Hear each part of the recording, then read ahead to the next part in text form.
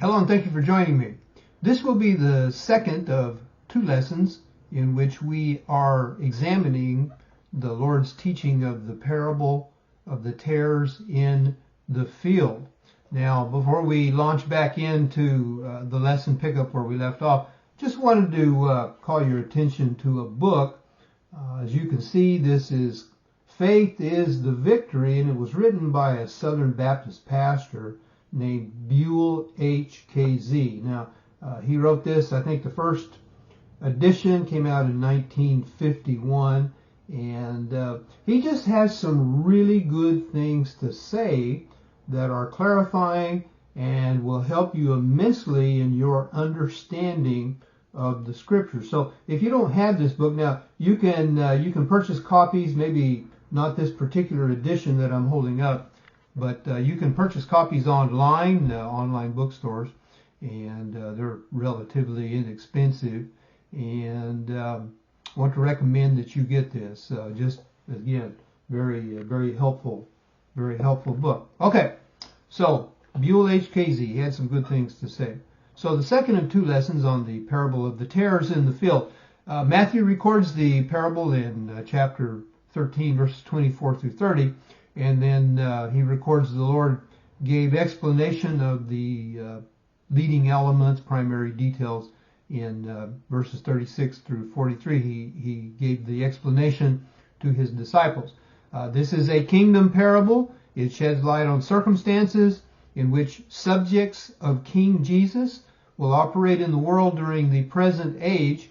And so the subject of the kingdom of God and kingdom-related teaching are not applicable to lost sinners, not applicable to the need of unsaved men, their need to receive eternal salvation. So mentioned this before, if we get evangelism and eternal salvation mixed up in these parables, well then we end up with some hopeless confusion.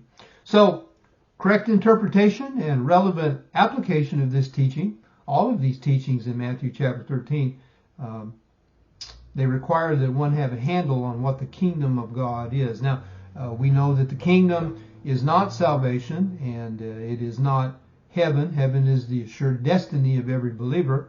Rather, the kingdom and kingdom teaching concerns the lives and the service of people who are eternally saved. Now, I recommend you don't feel comfortable, you think you don't have a good handle on the kingdom, at least the basics of it, I recommend that you go back and you watch, I think, the first three videos in this series of lessons, kind of preparatory for the Matthew 13 parables, and you'll get some introductory information there that will be helpful. Now, I broke up the study into two parts so that we don't end up with too long of a video. In part one, we laid out the significant elements of the parable, and we begin to examine the Lord's explanation of the signification. Did I say that right? The signification of those details. So I won't go all back over that. I'll let you watch that video, and I'm going to proceed on the assumption that you have watched part one. So we left off part one, just kind of dive back into this. I won't go back and read the scriptures. I'll trust that you can read those. I read them in the former lesson. So what we saw, Jesus sowed, or he planted, he began something in the world when he came. What did Jesus sow? What did he plant in the world when he came the first time? Well, we know that he did not sow or plant or begin eternal salvation when he came. Goodness no. People being saved for 4,000 some years before he came. So we know that Jesus did not plant saved people in the world. Now, whatever it was that Jesus sowed, we saw that the devil afterward sowed counterfeits, imitations. Superficially, the counterfeits, the tares, they look like what Jesus planted. Now, remember, Jesus said, the tares are the sons of the wicked one. We'll talk about that in just a moment. But on a superficial level, they look like what Jesus planted, the real thing. Now we know that the devil did not sow lost people after Jesus came. So the result of this oversowing, if you will, is a confusing mixture of the real and the counterfeit in the world during the present age. Now, going back to the parable itself, we saw that the servants of the man that planted good seed in his field, they could identify, they ultimately did identify the tares, the counterfeits, the imitations, and he told them, they asked, well, what do you want us to do about it? Well, they asked, who did this? Did you not plant good seed in your field? Yeah, he said, yeah, I did. Well, who could have done such a thing? And the man said, well, obviously an enemy has done this. They asked him, well, you want us to go tear out those tares out from among the good wheat plant? And he said, no, leave the tares alone. Now, that's very important.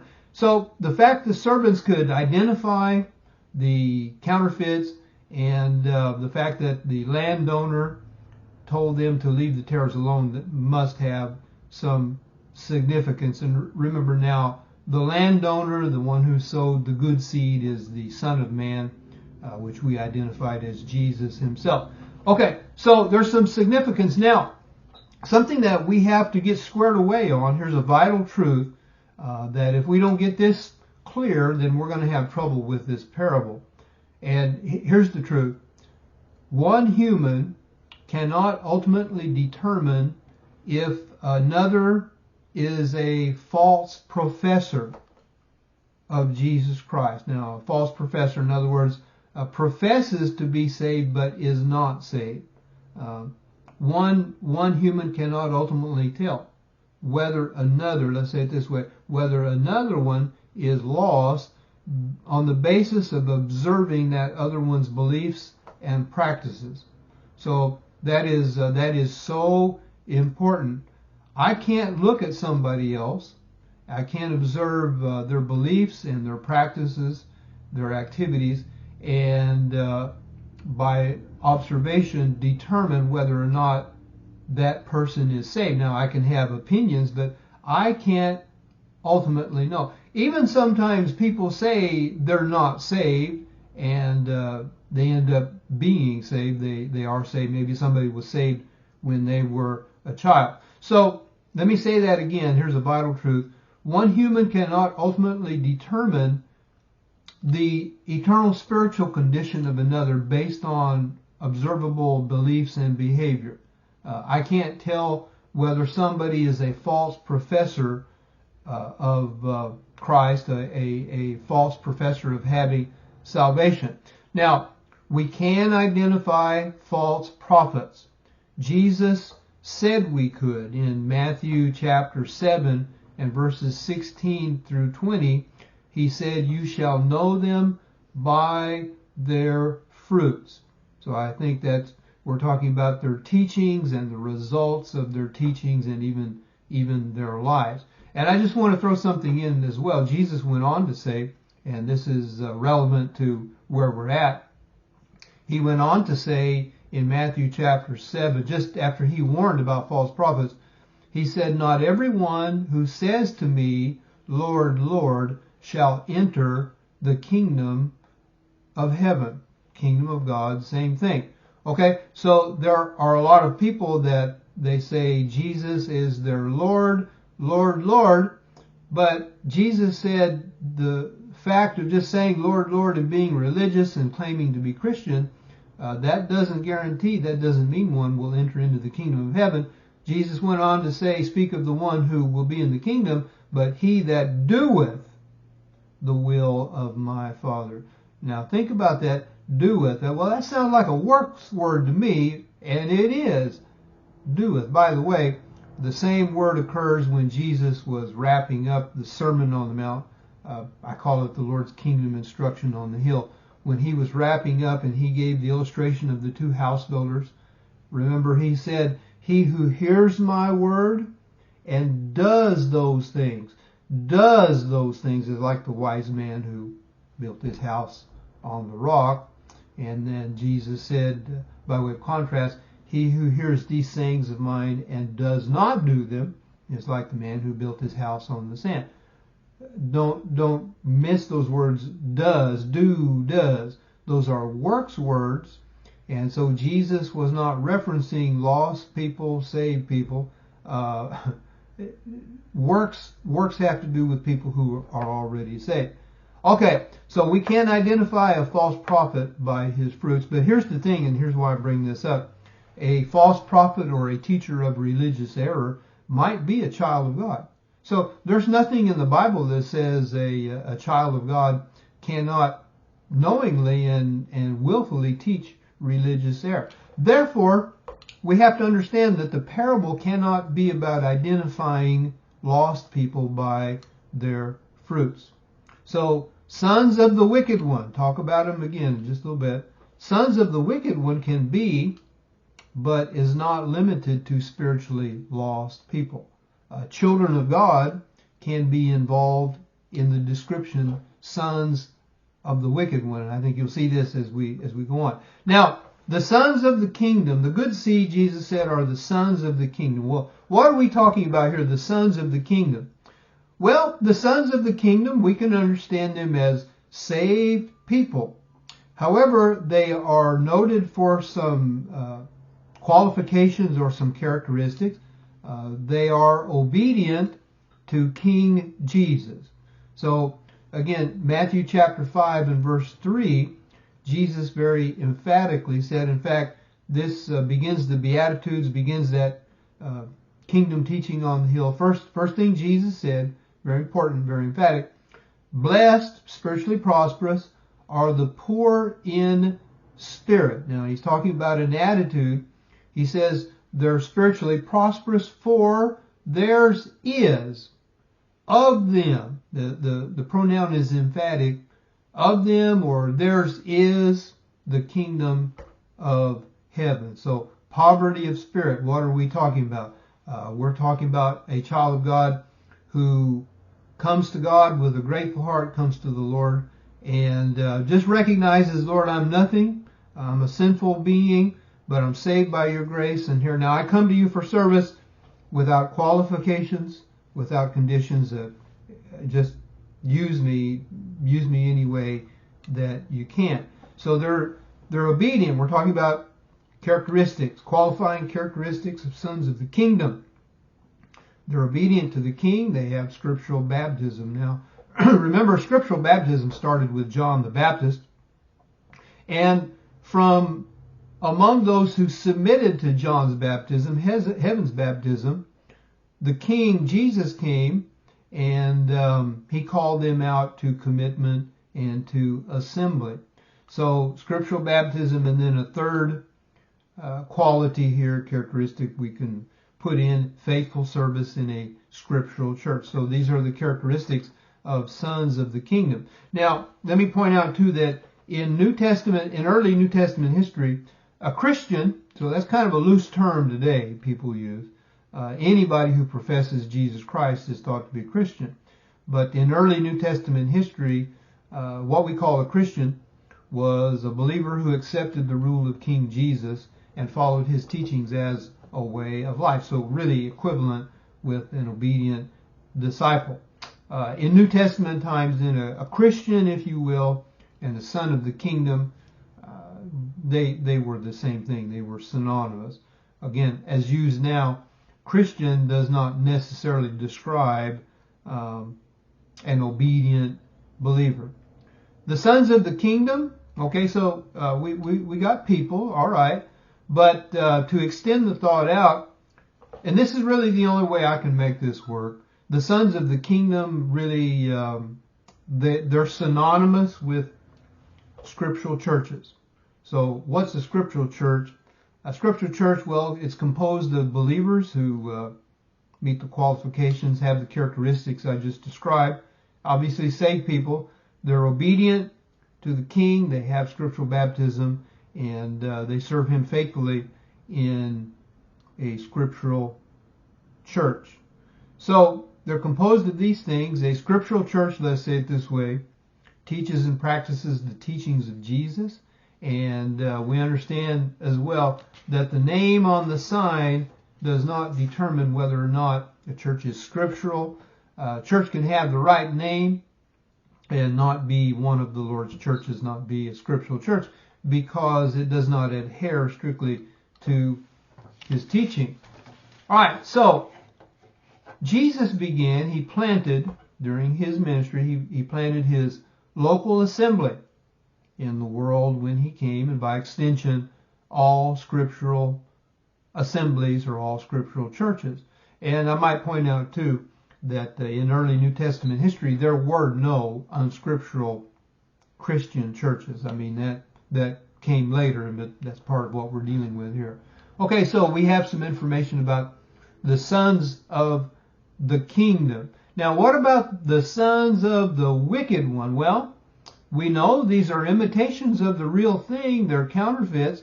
So these are people, okay, but primarily I think we're talking about Christian churches. You understand churches are made up of people. Christian quote-unquote churches and religious organizations that claim to represent Jesus and his kingdom. So they look and maybe they sound and they act Christian, quote unquote, but only up to a point. Maybe they teach some Bible truth. Maybe they teach a lot of Bible truth, and maybe even they're what we could people say is a loving church. In many cases, we're talking about churches that they teach the biblical truth of the way of salvation by grace through faith and apart from any meritorious works. Yet, we're talking about churches, again, composed of people that willfully reject, marginalize, and compromise on certain teachings of the Lord. So they embrace and they teach and they practice some form of error. Now, I want to say something here that I want you to be sure to get this. The memberships of many, what we would consider unscriptural churches, they teach and they practice some error. The memberships of these churches are made up of many children of God. Now, it's important to get that. The membership is composed of many eternally saved people. And so by the uninformed, all of these various churches and organizations are identified as representing the King and his kingdom. Now, a question comes up just here. Why would the devil plant imitation Christians and imitation churches in the world? And again, this is not about lost people and saved people. Now, lost people can be included, but primarily this whole teaching has to do with saved people. Well, why would the devil do this? Well, how about this? To deceive and to sow confusion, to lead or to mislead God's children into error. And so what he's created, let's call it Christendom. Now, Christendom is, that's kind of a broad term for describing everyone who professes to be Christian, every church and every religious organization that professes to be Christian. I think probably the point that this really took off is when the Emperor Constantine, he legalized Christianity and he made it the state religion. And so the requirements for being a member of one of the Lord's churches, for example, were diluted or diminished. So what we have in the parable here, we have true, obedient servants of the King operating in close proximity with those, many of them saved, who claim to be representing King Jesus and his kingdom, but they're not doing it. And then you have, and again, I think this is primarily churches, you have churches, true churches that teach the truth. They're conscientious about God and his word, and they're operating in the world alongside churches who claim to be representing Jesus Christ, but they're not sticking closely to all of his teachings. So you have a situation, some places you have a church on every corner of a town, of a little town, and they all have differing, views and differing beliefs. And so the true and false are operating kind of in the world side by side under the umbrella heading of Christianity. Now, to the uninformed and to the uninstructed, it's all globbed together. I think maybe the term is, it appears homogeneous. To the uninformed, one church is as good as any other. And even I think of one famous evangelist, you can probably guess who it was, who was said to save people. He said, okay, now you've been to my crusade and you're saved, and what I want you to do, I recommend to you is that you go to the church of your choice. So what's the implication there? Well, one church is as good as another. Or to take it further, it really doesn't, the teachings and practices of one church, they really don't matter. So, additionally, people see those acting in an unbecoming way who claim to be Christian, and they conclude all Christianity is a crock. Well, let's be frank, most of it is. Now, what we have here, Jesus, then, we're coming down to the application. Jesus informed his kingdom subjects who would be serving him in scriptural churches. He informed them about developments relative to the operation of the kingdom in the world, of circumstances in which they would operate. So Jesus began his church, the institution, he instituted his church, of which all scriptural churches are a kind.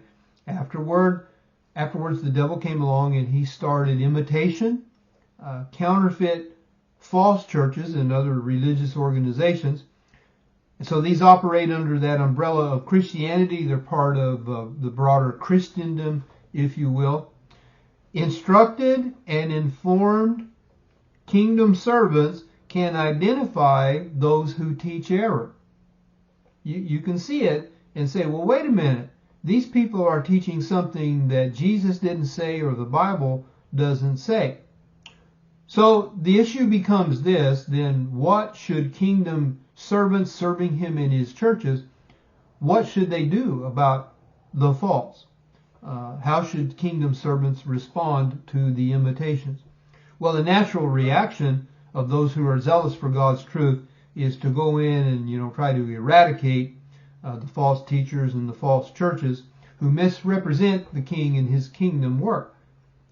So the servants of the landowner, again, they asked what they should do. Should we gather up the tares? And the man said, no.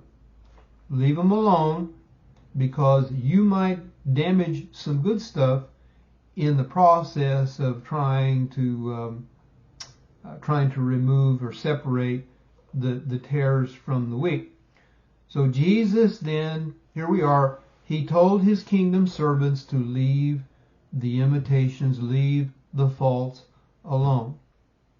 He did not assign to his churches the work of being spiritual policemen.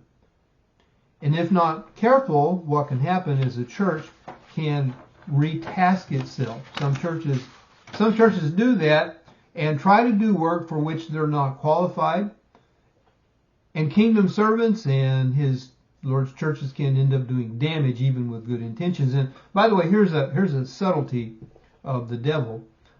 He's an expert at getting churches sidetracked and getting them involved in what they think is a righteous crusade to battle some kind of error outside of their church, and that ends up taking their focus off of the Lord and distracts them from doing the work that he assigned to them. And I won't go into detail, but I think one of the areas this happens is where Bible translations are concerned. So there are some people that they get so hung up on a certain Bible translation that they think they have to attack other people who use a different translation.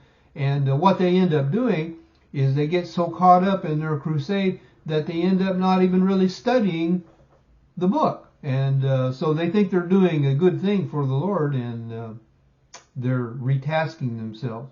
So the true and the imitations, Jesus said, are going to operate side by side in the present age.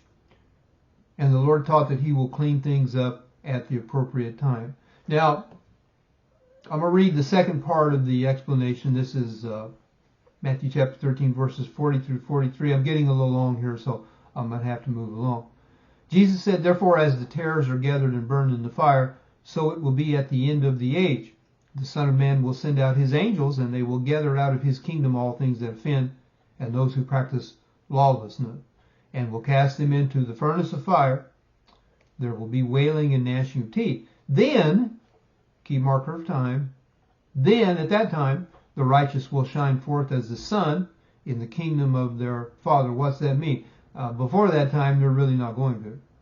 And then the Lord says, "He who has ears to hear, let him hear." So, very quickly, a separation of the true and the false will occur at the end, the consummation of the present age, the present order of things.